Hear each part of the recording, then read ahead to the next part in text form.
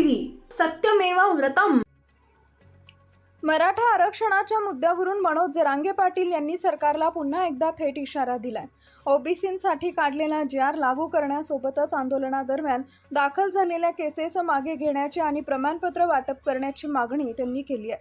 प्रमाणपत्र वाटल्याशिवाय आंदोलन थांबणार नाही असा स्पष्ट इशारा जरांगे पाटील यांनी दिला। 29 ऑगस्टला अंतरवाली सराटीत अंतिम भूमिका स्पष्ट करणार असल्याचं सांगत त्याआधी सरकारनं कोणताही डाव टाकल्यास मुंबईकडे कूच करू माघार घेणार नाही असंही त्यांनी स्पष्ट केलंय। मनोज जरांगे म्हणाले की मागण्या पूर्ण होईपर्यंत आंदोलन मागं घेणार नाही। 28 ऑगस्टपर्यंत प्रमाणपत्र मिळालं पाहिजे, नाहीतर 29 ऑगस्टला अंतरवाली सराटीत आंदोलन होणारच। 58 लाख नोंदी सापडल्या, मग 58 लाख प्रमाणपत्र पाहिजेत। नुसत्या नोंदी सापडल्याचे नको, कुणबी प्रमाणपत्र दिलं पाहिजे। ज्यांनी वैधतेसाठी अर्ज केले आहेत त्यांना 28 ऑगस्टपर्यंत प्रमाणपत्र मिळालं पाहिजे अशी मागणी जरांगे पाटील यांनी केली आहे। मराठा आरक्षणाच्या मागणीसाठी 29 ऑगस्टला अंतरवाली सराटीत आंदोलन होणारच, यावर मनोज जरांगे पाटील ठाम आहेत।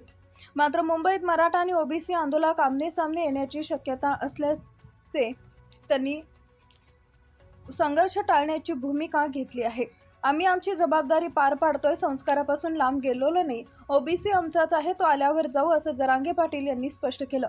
याशिवाय सातारा गॅझेट संदर्भात जी.आर. काढून त्याची अंमलबजावणी करावी, सारथीच्या बंद करण्यात आलेल्या योजना पुन्हा सुरू कराव्यात, तसेच आंदोलनात बलिदान दिलेल्या कुटुंबाच्या निधी आणि नोकरीसह प्रलंबित मागण्या पूर्ण कराव्यात अशी मागणी जरांगे पाटील यांनी केली आहे।